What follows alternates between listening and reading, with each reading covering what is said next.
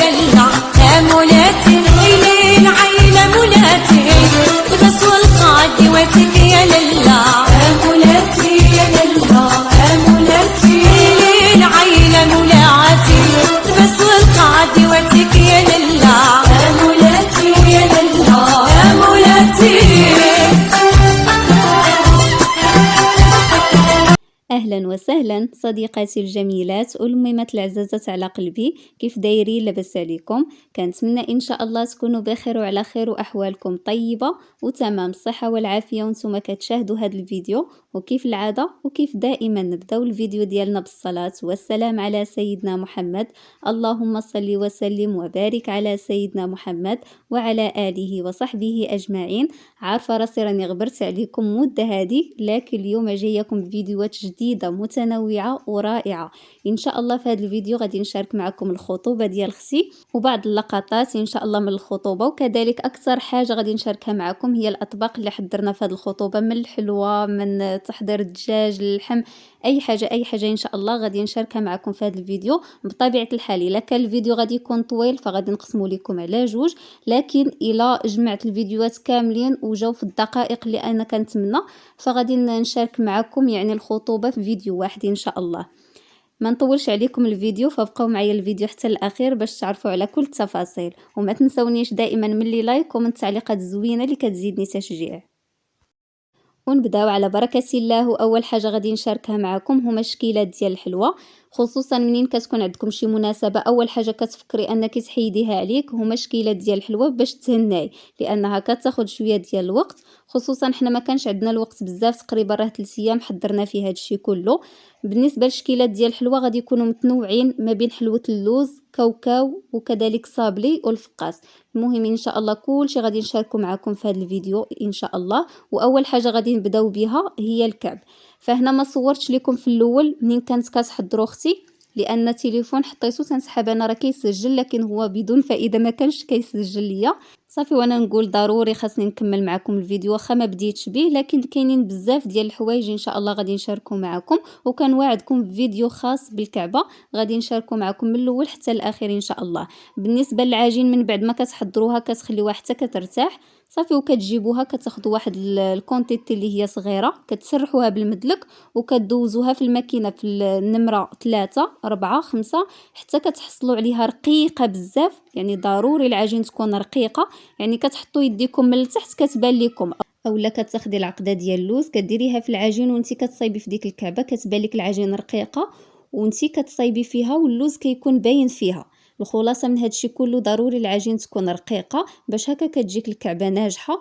اما بالنسبه لتحضير العقده ديال اللوز فكتاخدي اللوز كتفسخيه وكتخليه حتى كينشف، كتزيدي عليه السكر وكطحنيه في الدار ولا عند شي واحد اخر حتى كيطلق فيه الزيت. ضروري اللوز يكون طالق الزيت. وبالنسبه للقياس ديال الكعبه ما غاديش نكبروها بزاف، حقيقه انا ما كتعجبنيش هذيك الكعبه اللي كتكون كبيره بزاف، غير هذا القياس كيعجبني. اما بالنسبه للدريساج راه كيبقى دائما اختياري، ممكن انكم تذوقوا هذه الكعبه، ممكن تخليوها سامبل عاديه راه حتى هي كتجي زوينه، لكن حنا غادي نزوقوها من الفوق وكاين اللي كيزوقها من الفوق وكذلك من التحت. حنا غادي نزوقوها غير من الفوق. اختي غادي تكلف بتصايب ديال الكعبه لانها هي اللي شاده القياس في يديها، وانا غادي نتكلف بالزواق ديالها. كناخذ هذا المرشم هذا كنحاول انني ندير قرصه حدا قرصه باش هكا كيجي الشكل ديالهم زوين. انا غادي نبينو لكم مزيان باش هكا تشوفوا اكثر. هذا هو الشكل كيفاش كيجي، واحد الشكل رائع، وكتشدو من العجين وكذلك كتشدو حتى من اللوز. وصافي كنبقى غاديه على هاد الطريقه حتى كنسالي الكميه اللي عندي كامله. من موراها كناخذ لاطه ديال الفرن كنفرش عليها بابي كويسون، كنحط فيها الكعب ديالي وكنغطيها بواحد المنديل كنخليها ليله كامله. عاد ديك الساعه الغد لي باش انك مباشره طيبيها. وغادي ندوز لتحضير الشكل الثاني ديال اللوز من نفس العجين ديال الكعبه، كنسرحو مزيان بالمدلك حتى كنحصل عليه رقيق. من موراها كناخذ المرشم كنشكل العجين على شكل دوائر، وكذلك حتى العقده ديال اللوز كنشكلها على شكل كويرات صافي. وكناخذ هذاك الدائره ديال العجين وكذلك كناخذ العقده ديال اللوز وكنحطها في الوسط وتنبدا نجمع بها العجين حتى ما كيبقاش يبان ليا هذاك اللوز. وكناخذ هذا المرشم هذا كنحاول انني نضغط على هذا الشكل مزيان صافي. من بعد كنطلعو نحصل على الشكل الأخير على هاد الشكل هذا. غادي نعاود معاكم وحدة مرة أخرى وهكا قريبة باش تشوفوا أكثر. صافي كتاخدوا الكويرة أولا الدائرة ديال العجين، وكذلك كتاخدوا العقدة ديال اللوز كتحطوها في الوسط، كتحاولوا أنكم تجمعوا بها داك العجين باش هكا ما كيبقاش اللوز يبان لكم، وكتاخدوا هاد المرشم كتضغطوا عليه مزيان صافي، وكتحيدوا غير بشويه حتى كتحصلوا على هذا الشكل هذا. كنبقى غاديه على هاد الطريقه حتى كنسالي الكميه اللي عندي كامله. صافي من موراها كنستفها في اللاطه ديال الفرن، وحتى هي كنخليها ليله كامله. كاع الحلوه ديال اللوز كتبقى ليله كامله عاد كطيبيها الغد ليه. وبالنسبه للدريساج حتى كطيبي الحلوه ديال اللوز عاد ديك الساعه كتدريسيها باش ما بغيتي في الاخير. صافي وراني جمعت ما بين الكعب والحلوه الثانيه ديال اللوز، كنغطيها بواحد المنديل وكنخليها ليله كامله كيف ما قلت لكم من قبل، وغادي ندوز مباشره لتحضير حلوه ديال الكاوكاو. وبالنسبه للمكونات فغادي نحتاج نصف كيلو ديال الكاوكاو ما يعادل 500 غرام. غادي نحمرو في الفران حتى كنحصل على لون اللي هو ذهبي، وغادي نحيد ليه القشور وغادي نطحنو مزيان حتى كيولي ليا معلق. كذلك كنضيف واحد الكميه لا باس بها ديال البسكويت ديال الفاني، فانا استعملت تقريبا واحد 10 ديال الحبات. غادي نطحنو مزيان حتى كنحصل عليه على شكل بودر، وكنضيفو على كاوكاو. كنمزج هاد المكونات مع بعضياتهم كيف ما كتشوفوا. وكذلك كنضيف ثالث مكون اللي هو 2 الملاعق كبيره ديال العسل. ممكن انكم تعوضوه بالشكلاط ولا الزبده، لكن اللوغو ديال العسل كيعطيه واحد المذاق خطير لهاد الحشوه البنات. صافي وكنجيب المول ديال السيليكون، كنضيف الطبقه الاولى اللي هي الشكلاط الابيض اللي ذوبته في حمام مريم، كندير واحد الطبقه. من بعد ما كنسالي هادوك الدوائر كاملين كندخل هاد المول هذا المجمد حتى كيشد ليا داك الشكلاط راسو، وكنخرجو باش ندير الطبقه الثانيه. وباش ما يضيعش ليا الوقت خليت مول السيليكون في المجمد ودزت مباشره للشكل الثالث ديال الحلوه ديال اللوز. هاد الحلوه هذه كتسمى حلوه الساقيه، فكتجي خطيره ولذيذه وسهله واقتصاديه. كناخذ العقده ديال اللوز اللي نفسها استعملت في الكعبه، كنحاول انني نشكلها على شكل بودان فوق سطح العمل. وكذلك كناخذ ابيض ديال البيض كندهن هاد العقده هذه مزيان، ما كنخلي حتى شي بلاصه. وكذلك كناخذ الزنجلان الابيض اللي كنفرشو فوق سطح العمل، كندي هاد البودان وكنرجعو حتى كنعمرو مزيان بهاد الزنجلان الابيض. ماشي غير ترشوه فقط، لا البنات خاصكم تعمروه مزيان على هاد الطريقه هذه. وكنجيب لاطه ديال الفرن اللي كنفرش عليها بابي كويسون وكنحط فيه هاد البودان. غادي نعاود معكم واحد مره اخرى باش انكم تشوفوا اكثر.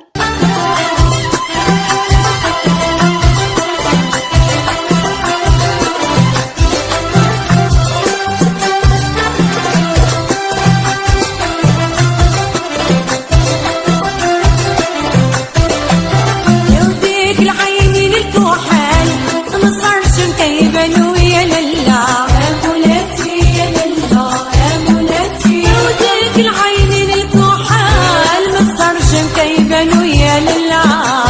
من بعد كناخذ الموس غير الظهر ديالو، كنحاول انني نشكل على شكل شريط في الوسط حتى كنحصل على ساقيه. ومن بعد كناخذ الاصبع ديالي كنضغط على الوسط باش هكا كنوسع هذيك الساقيه، وكنشعل الفران حتى كيسخن ليا شويه. وكندخل هاد اللاطه ديال الفرن غير يتشمع هاد حلوه اللوز، ما تحاولوش انكم تخليوها حتى كتقصح ليكم. وفي هاد المرحله غادي ندوز للطبقه الثانيه ديال الحلوه ديال الكاوكاو. من بعد ما خرجت المول ديال السيليكون من المجمد ودرت الطبقه الاولى ديال الشكلاط الابيض، غادي ندوز للطبقه الثانيه. فكناخذ الحشوه ديال الكاوكاو والبسكوي والعسل، فكنديرهم على شكل كويرات. كنبدا نضغط عليهم مزيان في هاد المول وكندخلهم للثلاجه غير يشدوا ريوسهم شويه، كنخرجهم كندير الطبقه الثالثه ديال الشكلاط الابيض. كنبقى غادي على هاد الطريقه حتى كنسالي الكميه اللي عندي كامله. من موراها كندخل هاد المول هذا المجمد حتى كيشد ليا داك الشكلاط راسو، وكنخرجو مباشره باش انني نحيدو من المجمد. وهنا من بعد ما خرجت الحلوه ديال اللوز من الفران، حاولوا البنات ما تخليوهاش حتى كتقصاح ليكم اولا تحمر من التحت، غير تشمع ليكم في الفران وتخرجوها. تقريبا راه كتخليوها واحد 5 ديال الدقائق وكتخرجوها. غادي ندوز مباشره للحشوه اللي غادي ندير في الساقيه. فكناخذ واحد الزلافه، كندير واحد الملعقه اللي هي كبيره ديال الجليكوز، وكذلك 2 الملاعق كبار ديال الناباج. راس المعلقه ديال النكهه ديال البيستاج. كنخلط هاد المكونات مع بعضياتهم، كنديرهم في حمام مريم حتى كيطلقوا ليا. كنجيب هذيك الزلافه وكنضيف فيها اللوز اللي هرمشته وضفت فيه النكهه ديال البيستاج حتى كنحصل على هاد الشكل هذا. كنبدا نخلط هاد المكونات مع بعضياتهم حتى كيتجانسوا ليا، وكنهزها وكنديرها في الساقيه. حاولوا ان هذيك الساقيه تعمروها مزيان باش هكا كيجي حتى في المنيضر زوين. واما في المذاق كتجي خطيره البنات وكتجي رائعه. ومن هذا الشيء كله انا حلوه اللوز باش كتعجبني كتكون سهله، ما فيهاش الخدمه بزاف ودغيا كتوجد. واخا في المكونات ديالها كتكون غاليه، لكن في التحضير كتكون سهله. داكشي علاش كتعجبني الحلوه ديال اللوز. صافي غادي نخلي حلوه الساقيه جانبا حتى كتشد لي هذيك الحشوه راسها باش ندوز مباشره نقطعها. هنا من بعد ما ساليت الحلوه ديال الكاوكاو غادي نحيدها مباشره من المول، من بعد ما شد لي هذاك الشكلاط راسو.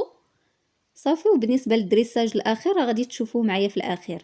هنا غادي ندوز كذلك نقطع الحلوه ديال الساقيه، ودائما غادي تاخذوا واحد السكين اللي غادي يكون ماضي، وكذلك غادي في التقطاع ديالو ضروري انكم تميلوه حتى كتحصلوا على هذا الشكل هذا. كنبقى غادي على هذه الطريقه حتى كنسالي الكميه اللي عندي كامله.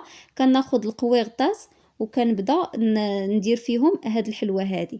وباش يلصقوا لكم كتاخذوا شويه ديال الناباج وكتدهنوا هذيك القويغطه، اولا كدهنوا لتحت ديال الحلوه ديال الساقيه وكديروها في القويغطه، غير باش انها ما تحيدش لكم من هذوك القويغطات. وبالنسبه كذلك للدريساج الاخير راه كتاخذوا، خديت انا الورد وبديت كندريسي به من فوق الحشوه ديال الساقيه. وكنتمنى انها تنال الاعجاب ديالكم، لانها البنات كتجي خطيره لا في المذاق ولا في الشكل، وكتجي هماويه. ممكن تحضروها في اي مناسبه عندكم. وكنتمنى كاع الاشكال اللي حضرت معكم من اول فيديو حتى لدابا انهم ينالوا الاعجاب ديالكم ويكونوا عجبوكم وتكونوا استفدتوا من هذا الفيديو ان شاء الله. وفي هذا الاثناء غادي ندوز للدريساج ديال الحلوه ديال الكاوكاو. فغادي ناخذ الشكلاط الاسود اللي ذوبته في حمام مريم وغادي ندريسي به غير هذيك الطبقه الفوقانيه اولا هذيك التقيبه الفوقانيه. كنبقى غادي على هذه الطريقه حتى كنسالي الكميه اللي عندي كامله. بالنسبه لهاد الحلوه هذه حلوه بارده بدون فرن، باش كتعجبني هاد الحلوه هذه نهائيا واش كطيبيها في الفران وكتجي سهله واقتصاديه. من بعد ما درت طبقه ديال الشكلاط الاسود غادي تبقى ليا غير الدريساج الاخير. ممكن انكم تخليو هاد الحلوه هكا يعني سامبل بلا ما تزيدوا شي تزيين في الاخير. فانا زدت غير لوز ايفيلي ودريسيت به هكا من الفوق من بعد ما شد ليا هذاك الشكلاط الاسود. وكذلك كتستفوها في القويغطات. وفي هذا الاثناء غادي ندوز نحضر معكم اخر شكل ديال الكاوكاو اللي هو كورني معمر بكاوكاو. وبالنسبه للحشوه راه نفسها اللي حضرنا في حلوه بدون فرن ديال الكاوكاو. نعاودها لكم. الحشوه كديروا فيها كاوكاو اللي هو مطحون وكذلك البسكوي مطحون، 2 المعالق كبار ديال العسل، وكتزيدوا عليها شاسي ديال الفاني و2 الملاعق كبار ديال الشكلاط الابيض اللي ذوبناها في حمام مريم. كنخلطوا هاد المكونات مع بعضياتهم حتى كيتجانسوا ليا. وبالنسبه للقوام ديال الحشوه كيكون معلق مزيان كيف ما كتشوفوا في الفيديو. كناخذ هادوك العباد ديال الكورني كندور عليهم بابي كويسون وكنبدا نعمرهم بديك الحشوه. الحشوه ضروري انكم كديروا واحد الكميه وتحاولوا انكم تضغطوا بالاصبع ديالكم ولا غير بالظهر ديال المعلقه هكا تضغطوا باش هكا منين كتهزوا هذاك بابي كويسون كتلقاو هذيك الحشوه نزلات على الكورني باش كيتشكل ليا الشكل ديال الكورني. صافي. من بعد ما كنساليهم كنستفهم في واحد الطبيسيل وكندخلهم للمجمد على انهم يشدوا ريوسهم. بالنسبه للعجين نفس العجين اللي استعملت في الكعب هو اللي غادي ناخذ. كنسرحو بالمدلك وكنبدا نقطعو بالجراره على شكل اشرطه اللي هما طوالين شويه. وكناخذ هذوك العباد ديال الكورني وكنحاول انني ندور هذيك العجين كامله على الكورني. ولا تقاد لكم هذاك العجين في النص فكتاخذوا كذلك شويه ديال العجين وكتكملوها في نفس النقطه اللي حبستو فيها. كنبقى غاديه على هذه الطريقه حتى كنسالي الكميه اللي عندي كامله باش غادي ندخلهم الفران. ولكن قبل غادي ندهنهم باصفر ديال البيض. غادي ندهن هذيك العجين كامله باصفر ديال البيض باش هكا كياخذوا ليا واحد اللون اللي هو ذهبي. صافي. من موراها كنستفهم في واحد اللاطه ديال الفرن وكندخلهم الفران على انهم يطيبوا وياخذوا هذاك اللون اللي هو ذهبي باش نخرجهم مباشره على انني نعمرهم بالحشوه ديال الكاوكاو. وهنا من بعد ما طابوا ليا فهذا هو الشكل النهائي ديالهم. غادي ندوز مباشره غادي نخليهم كذلك حتى يبردوا وغادي ندوز مباشرة على انني ناخد هذيك الحشوة ديال الكاوكاو وكنخشيهم في هذاك العجين ديال الكورني. وبالنسبه للدريساج كيبقى اختياري، فانا غادي نزينهم بالشكلاط الابيض عفوا الشكلاط الاسود من الفوق على شكل اشرطه، فغادي تشوفوا الشكل النهائي كيفاش كيكون. هنا الكعبه اولا الحلوه ديال اللوز من بعد ما باتت ليا الليله كامله غادي نشدها وغادي ندهنها بالزبده اللي ذوبتها. ضروري في هذه المرحله البنات انكم تدهنوا الكعب ديالكم اولا الحلوه ديال اللوز بصفه عامه دهنوها بالزبده، وكتاخذوا واحد الكيردون وكتبدا تقبوا هذيك الكعبه، وكذلك كتقبوا اي حلوه ديال اللوز باش هكا ما كتنفخش لكم في الفران. وهنا من بعد ما خرجت الحلوه ديال اللوز اللي هو الكعب وكذلك حلوه الورده، بالنسبه للدريساج ديال الكعب راه ما غادي نزيد ليه حتى شي اضافات، فقط الورده هي اللي غادي نزينها في الاخير. غادي ناخذ واحد الكاسرون وغادي نضيف فيها ملعقه كبيره ديال الجليكوز، ملعقه كبيره ديال الناباج، غادي نديرها على نار اللي هي مهيله حتى كتطلق ليا كيف ما كتشوفوا. اما بالنسبه للمكسرات غادي ندير شويه ديال اللوز، كاوكاو، وكذلك المشماش والفخومبواز. بالنسبه للفخومبواز والمشماش غادي نقطعهم على شكل مربعات اللي هما صغار صافي، وكنخلط هاد المكونات مع بعضياتهم وكنبدا نعمر بهذيك الدائره اللي تتكون في الوسط. المهم كديروا شويه من اللوز، شويه من الكاوكاو والفخومبواز والمشماش باش هكا كيكونوا كاملين في هذيك الحلوه ديال اللوز. كنبقى غاديه على هذا الشكل هذا حتى كنسالي الكميه اللي عندي كامله. من موراها كناخذ هذوك القويرطات وكندهن واحد شويه غير بالاصبع ديالي ديال داك الخليط، كنهز ما بين الكليكوز وكذلك الناباج وكندهن هذاك القويرطات كندهنهم باش هكا منين كنحط هذيك الحلوه كتلصق ليا. صافي كيبقى هذا هو الشكل النهائي. غادي نستفها مع الكعب وكذلك واحد البواطه اخرى راه استفت فيها هذيك الحلوه ديال الساقيه.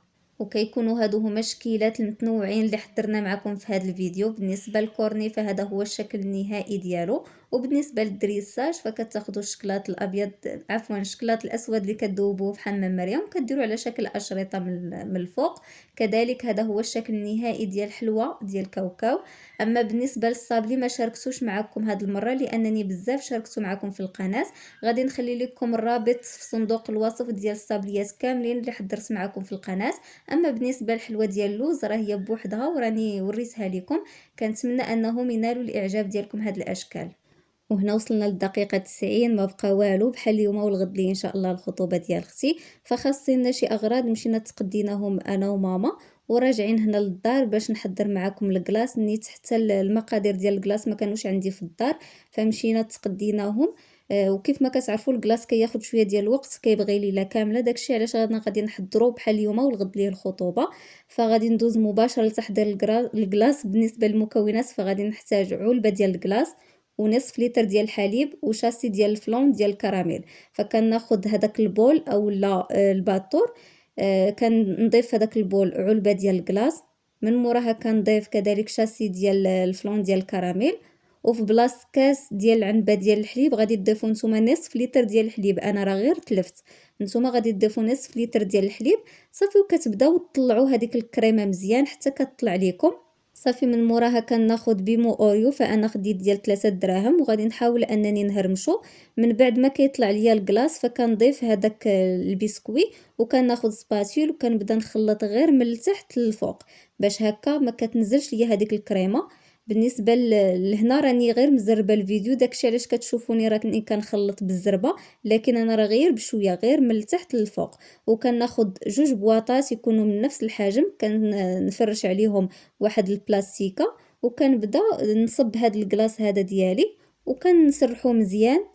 صافي كنقاد ليه الشكل ديالو كندخلو للمجمد ليله كامله حتى الغد ليه باش انني ندريسيه في التبصيل ديال الديسير، فكيجي واحد الشكل رائع. انا غادي نوريه لكم في الاخير. وصافي هنا من بعد ما ساليت البواطه الاولى غادي ندوز مباشره للبواطه الثانيه على انني نقادها بحال الاولى. وهذا هو الشكل النهائي ديال الكلاص من بعد ما خليته ليله كامله. غادي ندوز مباشره على انني ندريسيه في طبق التقديم، وبالنسبه لتحت راه غادي يكون فيه الديسير، وكذلك الدريساج كيبقى دائما اختياري. ما غاديش نحرق لكم المراحل كامله كيف ما كتشوفوا الفيديو جا طويل، فلهذا تحضيرات الخطوبه غادي نقسمها لكم على جوج هذا الفيديو، وكذلك فيديو قادم ان شاء الله من بعد ما غادي ننزلوا لكم غادي يكون فيه كل شيء ان شاء الله. ما تنسونيش دائما من لي لايك ومن التعليقات الزوينة اللي كتزيدني تشجيع، كذلك ما تنسونيش من الاشتراك في القناة وتفعيل الجرس باش إن شاء الله أي جديد يوصلكم. شكرا بزاف على الدعم والمتابعة، وإلى اللقاء في فيديو أو جزء ثاني، ومع السلامة.